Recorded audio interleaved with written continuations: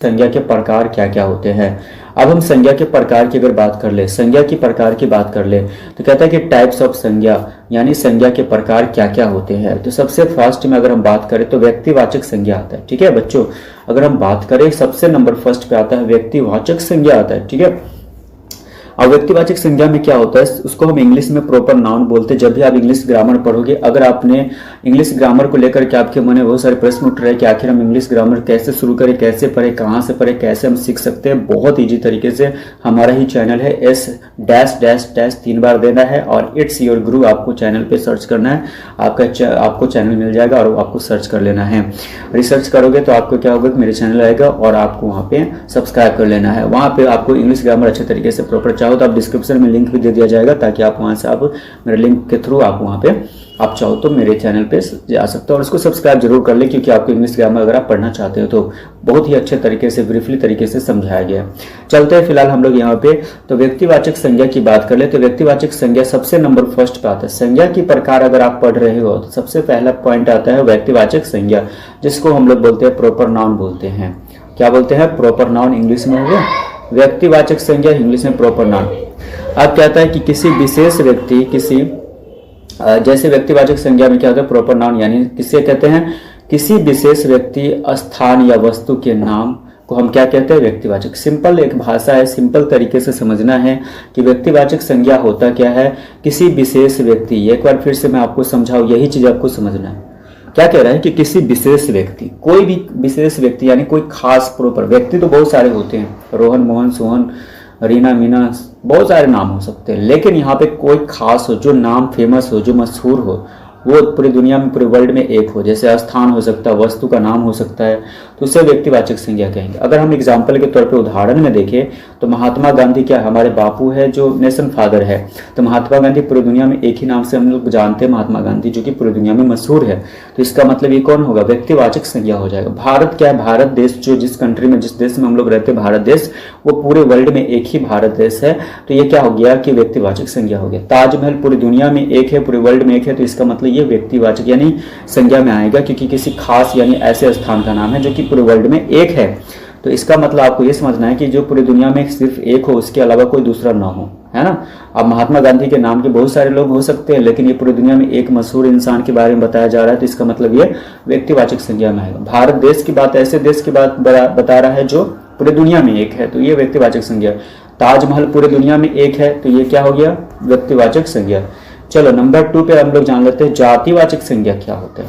ठीक है बच्चों, तो जातिवाचक संज्ञा को हम लोग अगर बात करें तो जातिवाचक को हम लोग कॉमन नाउन बोलते हैं। जब आप इंग्लिश ग्रामर पढ़ोगे तो वहाँ पे आपको कॉमन नाउन के बारे में पढ़ाया जाएगा। फिलहाल हम लोग जातिवाचक संज्ञा के बारे में जानते हैं और इसको इंग्लिश में कॉमन नाउन कहता है। किसी जाति या वर्ग के नाम को हम क्या कहते हैं? जातिवाचक संज्ञा कहते हैं। भैया बात ऐसी है कि इसको समझना कैसे है। सबसे पहली बात है कि जाति, जाति से जाति का, अब जातिवाद हमारे बिहार राज्य में बहुत ज्यादा होता है। हमारे देश में जब से ऐसे ऐसे राज्य है जहाँ जातिवाद को लेकर के नेता क्या करते हैं? राजनीति करके जीत जाते हैं। तो भैया हम लोग को इस चक्रों में नहीं पढ़ना है। तो हम लोग जो पढ़े लिखे एजुकेटेड क्यों होते हैं? इसी वजह से, इस जातिवाचक की धारणा को लेकर के नहीं। चलो, किसी जाति या वर्ग का नाम, यानी किसी जाति या वर्ग के नाम को हम लोग क्या कहते हैं? जातिवाचक संज्ञा कहते हैं। अगर आप बात कर लो कि यहाँ पे अगर जातिवाचक संज्ञा है, ठीक है, जो जातिवाचक संज्ञा है तो इसको हम पहचानेंगे जैसे कि सर्च आपने बताया कि किसी जाति या वर्ग। चलो उदाहरण से समझते हैं। तो लड़का, लड़का से पूरे लड़का जाति का बोध होता है, लड़की जाति का नहीं। अगर पूरे लड़का की अगर हम बोलेंगे ये लड़का है, वो लड़का है, नाम तो सबके अलग अलग होंगे। कोई हो सकता है रौनक हो सकता है, कोई रोहन हो सकता है, कोई रेयान हो सकता है, कोई मोहन हो सकता है, कोई कुछ भी हो सकता है, सभी के नाम अलग अलग हो सकते हैं। तो उदाहरण के तौर पे इसका नाम तो अलग है, लेकिन लड़का, लड़का की अगर हम बात करें तो लड़का से सभी लड़के जाति का बात होता है ना। शहर, शहर से क्या होता है कि सभी शहरों के नाम आते हैं, लेकिन नाम क्या अलग अलग है, लेकिन उस सभी नाम अलग हो सकते हैं, लेकिन शहर को शहर ही बोलते हैं ना। जैसे आप जिस शहर में रह रहे होंगे वो शहर का नाम अलग होगा, बट आप जिस शहर में रहते हो, हम जिस शहर में रहते हैं, सभी लोग हर किसी न किसी शहर में रहते हैं। शहर तो बहुत सारे शहर है, तो हमारे देश के अंदर, हमारे राज्य के अंदर बहुत शहर है, लेकिन उनके नाम अलग है, लेकिन उसकी जो जाति है शहर है, उसको हम बोलते क्या है? शहर।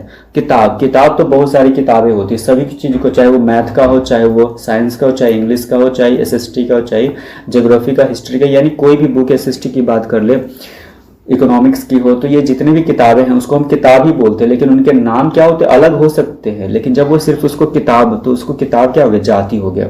जानवर की बात करें, जानवर तो सभी होते हैं, जैसे सभी जानवर, जैसे शेर वो भी जानवर है, कुत्ता वो भी जानवर है, बिल्ली वो भी जानवर है।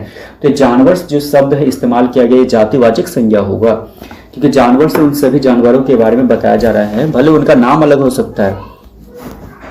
नंबर 3 पॉइंट की अगर हम बात कर ले बच्चों, आपको ध्यान से देंगे, अगर मेरे चैनल पर आप नए हैं, पहली बार आए हैं, तो चैनल को जरूर सब्सक्राइब करें और ज़्यादा से ज़्यादा अपने सोशल मीडिया अकाउंट्स पर जरूर शेयर करें और ज़्यादा से ज़्यादा सपोर्ट करें। चलते हैं नंबर 3 की बात कर लेते हैं, भाववाचक संज्ञा। अगर हम संज्ञा की प्रकार पढ़ते हैं तो सबसे पहले पॉइंट पे हम लोगों ने पढ़ा था व्यक्तिवाचक, दूसरे पे हम लोग पढ़ा जातिवाचक, अभी नंबर 3 पे है भाववाचक संज्ञा, जिसको हम लोग, अगर आप इंग्लिश ग्रामर जब आप पढ़ोगे ना, तो वहां पे कहते हैं उसको एब्स्ट्रैक्ट नाउन बोलते हैं। ठीक है बच्चों, चलो तो भाववाचक संज्ञा की बात करते हैं। तो भाववाचक संज्ञा होता क्या है, किसी भाव, गुण या अवस्था के नाम को जो बोधित करता है या बताता है, उसे हम भाववाचक संज्ञा कहते हैं। ठीक है, एक बार फिर से मैं आपको बता दूं कि भाववाचक संज्ञा होता क्या है, आप कैसे पहचानो। किसी भाव हो गया, गुण हो गया या अवस्था के नाम को हम क्या कहते हैं, भाववाचक संज्ञा कहते हैं। किसी भी भाव, गुण या अवस्था के नाम को भाववाचक संज्ञा कहते हैं। उदाहरण के तौर पर जैसे प्रेम, क्रोध और सुंदरता।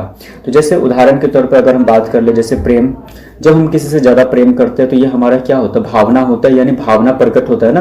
तो हम किसी को भाव दिखा रहे हैं, तो हमारी जो भावना है वो जो दिखा रहे हैं, जिस तरीके से, चाहे प्रेम हो सकता है, चाहे क्रोध हो सकता है, किसी पे गुस्सा कर सकते हैं, तो हमारी क्या इमोशन से भाव है, तो इसको हम भाववाचक संज्ञा में हम बोधित करते हैं, तो भाववाचक संज्ञा बोलेगी। या किसी का गुण होता है, किसी कोई, जैसे यहाँ पे लिखा है शब्द है सुंदरता है, मान लो कि कोई लड़की सुंदर है, तो इसका मतलब उसका जो गुण है वो सुंदर है, तो इसका मतलब भाववाचक संज्ञा है। ठीक है, यानी उसकी जो बोधित है वो सुंदरता है, तो इसका मतलब यहाँ पे भाववाचक क्या हो गया, सुंदरता। समझ में आ रहा है आपको, समझ में आ रहा है। तो ये सारी चीजें हैं भाववाचक संज्ञा को लेकर के। तो भाववाचक संज्ञा को हम लोग इंग्लिश में एब्स्ट्रैक्ट नाउन के नाम से जानते हैं, और किसी भाव, गुण या अवस्था के नाम को हम लोग भाववाचक संज्ञा कहते हैं। चलते हम लोग अगले पॉइंट नंबर 4 की बात कर ले।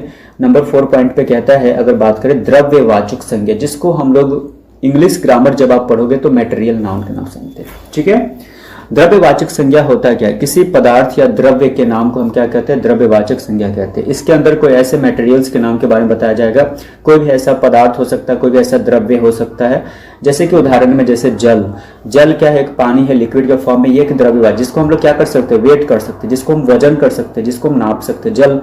जल को एक गिलास, 1 लीटर, 2 लीटर पानी के हिसाब से, जितने भी लिक्विड चीजें हैं, जितने भी लिक्विड तरल पदार्थ है, उन सभी चीजों को हम लोग क्या कर सकते हैं, माप सकते हैं, मेजरमेंट कर सकते हैं, है ना, वेट कर सकते हैं, तो उसको हम द्रव्यवाचक संज्ञा कहेंगे। जैसे दूध, दूध क्या होता है, लिक्विड के फॉर्म में है, इसे द्रव्यवाचक संज्ञा कहेंगे। सोना, सोना को भी हम क्या कर सकते हैं, वेट कर सकते हैं, वजन कर सकते हैं, कितने 24 कैरेट का होता है, कोई 22 कैरेट का होता है।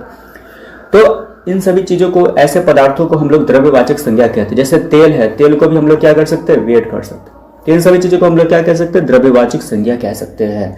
चलते हम लोग अगर बात कर ले, फिर से रिपीट करेंगे वंस मोर। द्रव्यवाचक संज्ञा को हम लोग मटेरियल नाउन कहते हैं, और कहता है किसी पदार्थ या द्रव्य के नाम को हम लोग द्रव्यवाचक संज्ञा कहते हैं। उदाहरण से एक बार फिर से समझेंगे। जैसे जल को मैंने बताया आपको कि जल एक तरल पदार्थ होता है, लिक्विड के फॉर्म में होता है ना, तो इसे हम क्या कहेंगे, द्रव्यवाचक संज्ञा कहेंगे, जिसका वजन किया जा सकता है। दूध जो होता है उसको भी हम 1 लीटर, 2 लीटर, 3 लीटर, यानी 3 लीटर, 4 लीटर, 5 लीटर के हिसाब से हम वेट कर सकते हैं। तो ऐसी चीजें, जो पदार्थ जिसका हम वजन कर सकते हैं, उसे हम द्रव्यवाचक संज्ञा कहते हैं। सोना का भी वजन कर सकते हैं, तेल का भी वजन कर सकते हैं, तो ये सभी संज्ञा के द्रव्यवाचक संज्ञा में आएंगे। ठीक है, तो ये सभी जो हम लोग पढ़े हैं, तो ये संज्ञा के प्रकार हम लोगों ने पढ़ा है। आई होप आप लोगों को ये जो वीडियो है बहुत ही ज़्यादा मदद करेंगे आपके हिंदी व्याकरण को कंप्लीट करने में, संज्ञा चैप्टर को लेकर के। तो वीडियो को वॉच करने के लिए थैंक यू सो मच। मिलते हैं नेक्स्ट वीडियो में। इस तरह के वीडियो देखने के लिए मेरे चैनल को जरूर सब्सक्राइब करें। तब तक के लिए bye bye, thank you so much video को